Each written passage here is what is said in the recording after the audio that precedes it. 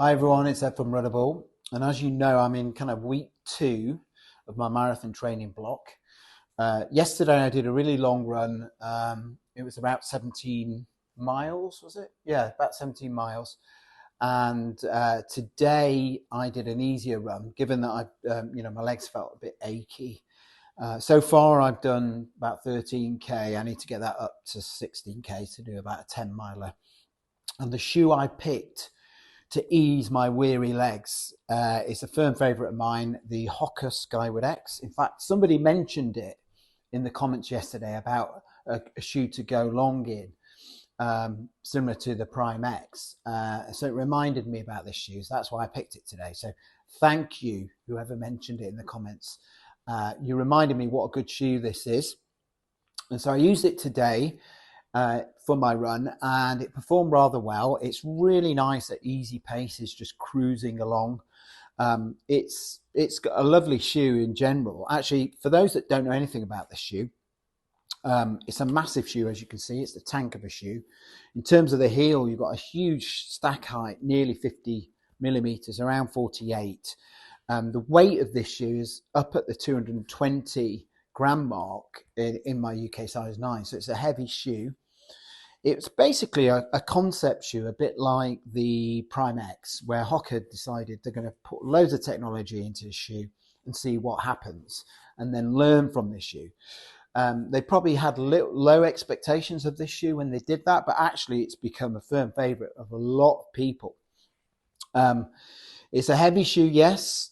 It's a shoe packed full of technology. They've got a concave plate. You can see it there. It gives you a nice, when you compress it, it gives you a nice decompression and bounce. The bounce is upwards rather than throwing you forward. So it's a really nice shoe for just popping along. You can up the pace in this shoe. It's got a nice rocker, as you can see.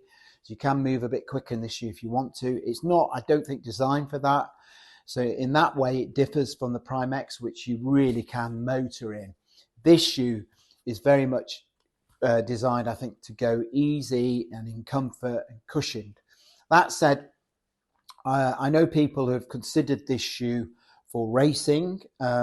Like David, I think in Australia, has got some incredible 5K times in this shoe, which I salute you, sir. I mean, the times you're getting wearing this are quite amazing, actually. So you should be proud of yourself, David from Australia. But generally, people, if they're going to race in it, would use it for longer distances like ultras. And to be honest, if someone said to me, tomorrow you're going to run an ultra 50 plus K, I'd consider this shoe. I'm not mad enough, Paul, yet to do 100 like you. I don't know whether that's 100 miles or 100K. I think it was the South Downs. Is that right? Either way, I'm mega impressed, but you're not going to get me to do that just yet. But maybe one day I'll do it with you. But yeah, so this would be high up there if I wanted to do a long distance race, because of how cushioned, how you can cruise. It has a rocker, so you can pick up the pace a little bit in this shoe, but you can do it in comfort and in style. And it's got the word I would use to describe this shoe is plush. Everything about it's plush. The Piba foam's plush. The woven mesh upper is plush. It's nice and soft. The tongue is definitely plush. You can cinch it down and get a really good lockdown. Heel, collar, plush. Counter, rigid, but plush, but also comes up a long way. So those with Achilles, potential, Achilles that gets sore, you need to watch that. That could be a negative for you of this shoe. So all in all, very plush shoe. I love it for doing my easy miles. I would highly recommend this shoe for anyone who's looking for something just to put on and have fun in, without wanting to go mega quick, without wanting to do mega hills, just popping along. I can't think of a better shoe, actually. I think in that respect, I prefer this even to the More V5. It's an expensive shoe. It's up at £180, not cheap, but actually what you can use this shoe for is quite versatile. Like I said, you can pick up the pace, as David's proved, so you can go faster in this shoe. So if you wanted one shoe to do a lot of things, this could be your shoe. The only negatives I have about this shoe is it gets dirty in this colorway. I don't particularly like this colorway. For those older British people or American people, if you remember the Aqua Fresh toothpaste, this is the Aqua Fresh colorway. For those that don't know what I'm talking about, Google it. I'm not a big fan of the colorway, but you can get better colorways than this now. So this was the first version they released. So that's one downside. I don't particularly like the way this comes up, as I mentioned. That would be the other downside for me. But all in all, I love this shoe. Everything else, the grip's pretty good. You know, it's like tier 2, but pretty good tier 2. I don't feel like I'm slipping a lot in this shoe. I went out today and you watched the run footage. It's quite wet and this copes with it really well. Quite wet and muddy, and it was fine. So yeah, so that's all I want to say today. Love you all loads.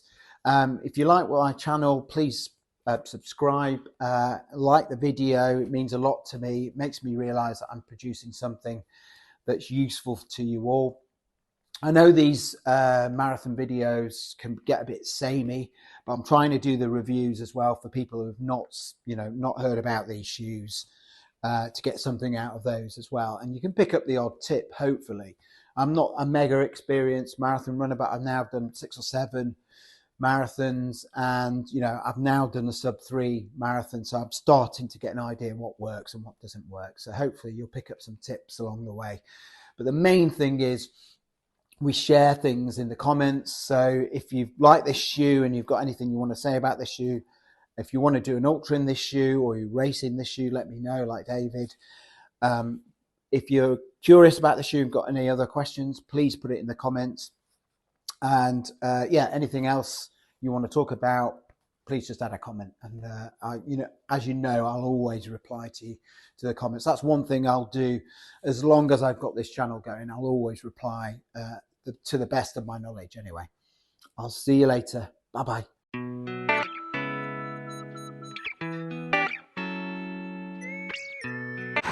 Hi, it's Ed from Runnable on this gorgeous Wednesday morning.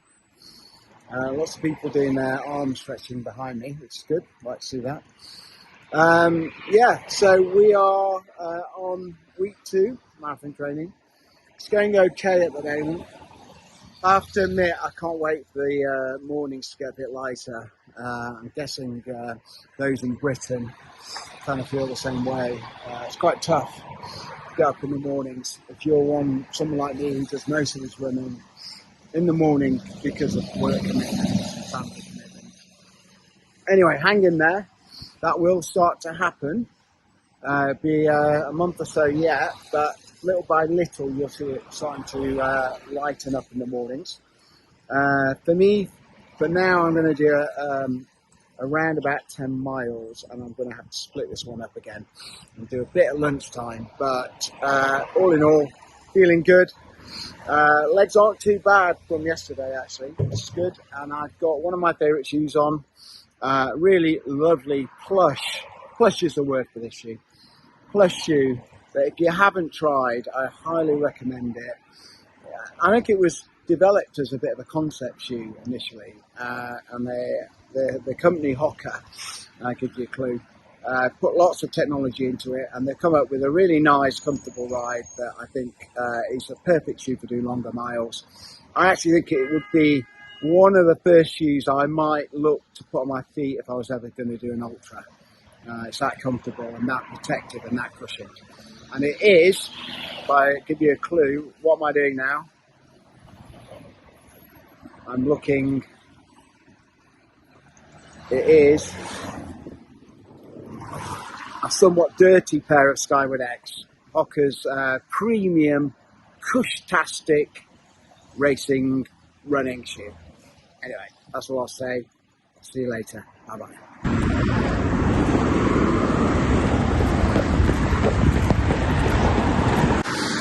So, when you're marathon training, for me anyway, the first couple of weeks of your training block is about getting back used to running higher mileage. So, I tend not to do anything crazy like loads of strides or loads of uphill sprints, that kind of thing, I tend to just ease my way back in. You know, you've got a couple of weeks, or maybe more even, before you need to mix it up a bit. And, you know, with me, I continue to do the park run or racing in between, so I do get some workouts. But for me, most of the runs that I go on during the week or early on in my training block are just literally about getting my legs used to running high mileage again and not putting them under too much stress. And I've seen quite a big mistake that many people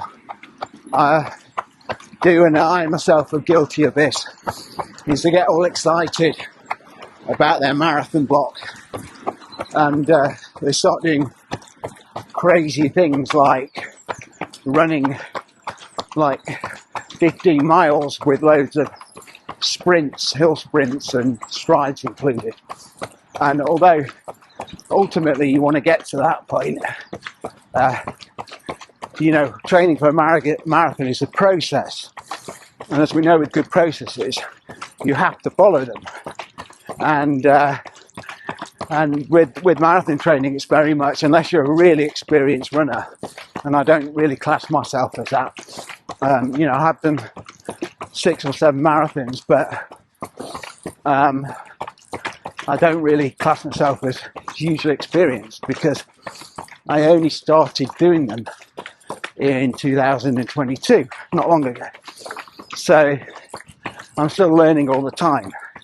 But that's a good thing, right? I don't think you should ever stop learning. You should always try different things out, things that work for you.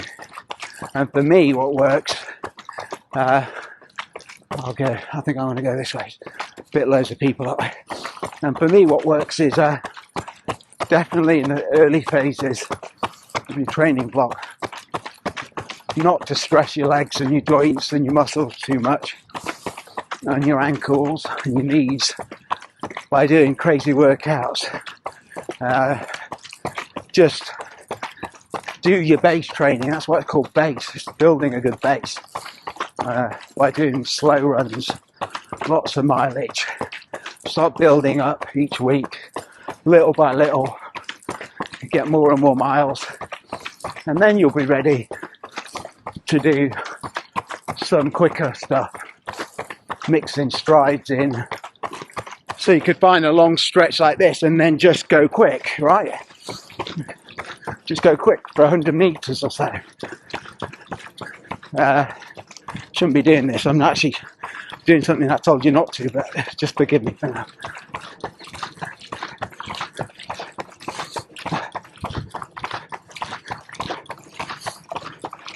Put your body under a bit of stress, but this will come, right? This is the kind of thing you do later. And then calm it all down again. So I probably, for me, start doing stuff like that normally sort of week 3, week 4 in my marathon training. So it's up to you really, but from experience, I found that if you do it too early, your legs aren't ready and you can pick up injuries. And I've certainly that's happened to me a few times. And it's not nice early on in your training block to pick up an injury. Feels like you're starting from behind, which you technically are, I guess.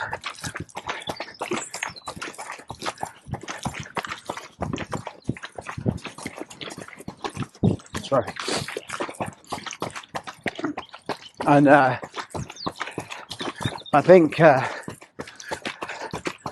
generally speaking, most of us who are a bit more experienced know when to push and when not to.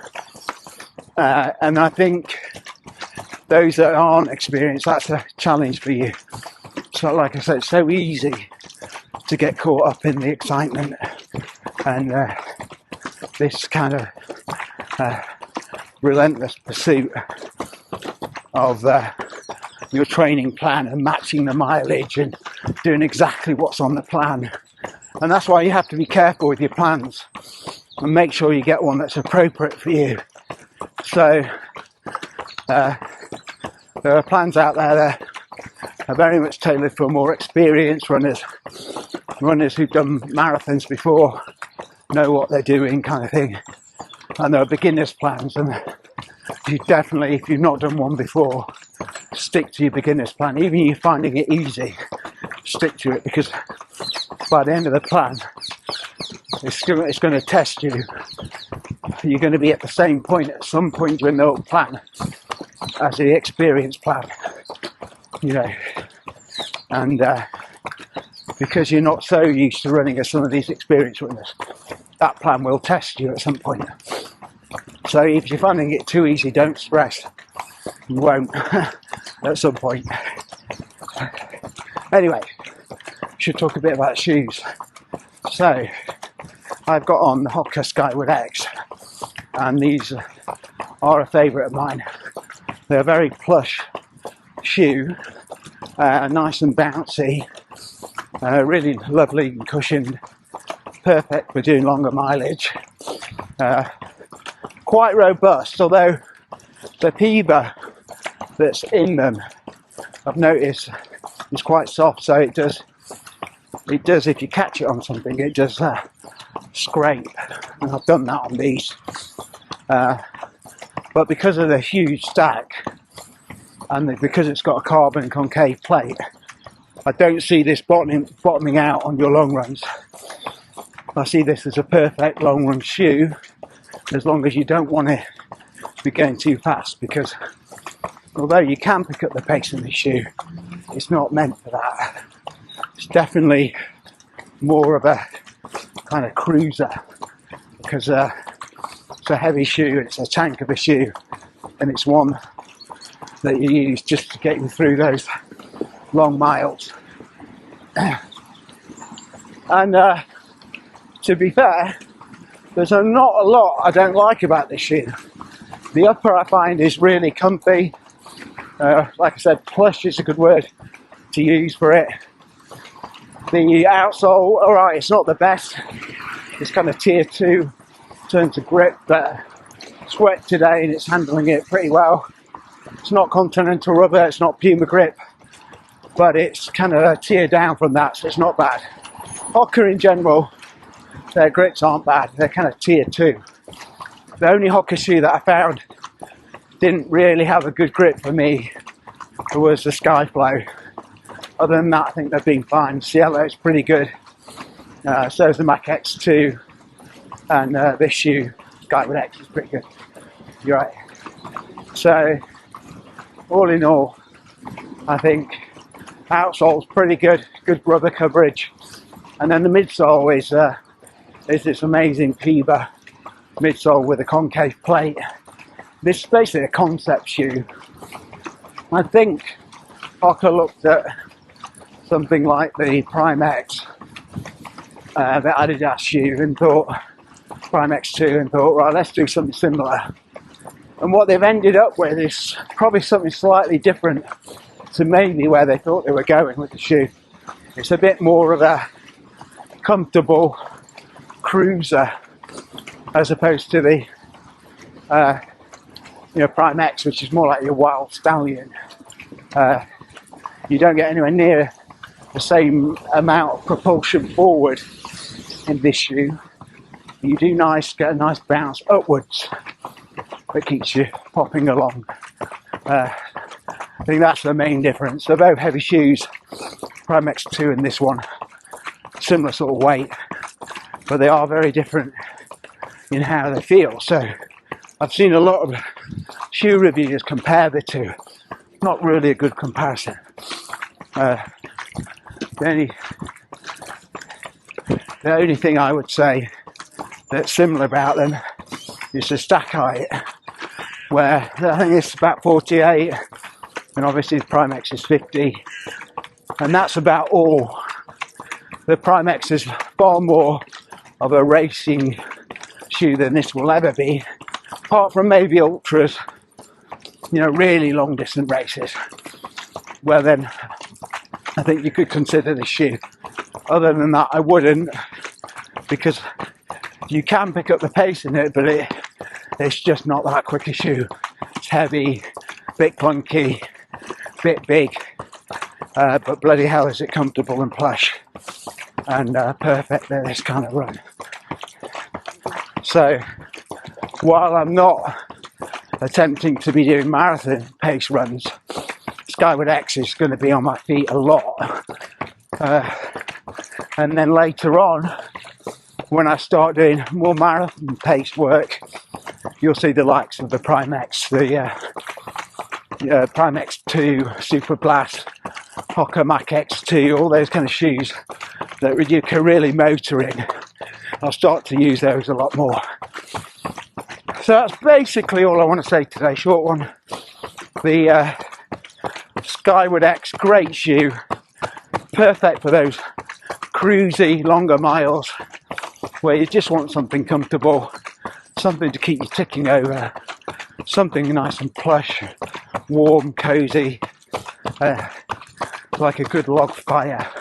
This shoe keeps you nice and cozy and comfortable, and that's probably where I'll end it. Although one last thing actually, for those of you with Achilles issues, the heel counts as quite rigid and it comes up a long way in the shoe, so that's something to be aware of. So definitely, if you've got Achilles issues, have a look at that one. And also, it has a fairly low volume. It's wide in the toe box, but low volume. So those again who need a lot of room, because you've got big toes, fat toes, I like to say, this might not be for you. But apart from that, it ticks a lot of boxes. And with that, I'll see you later. Bye bye.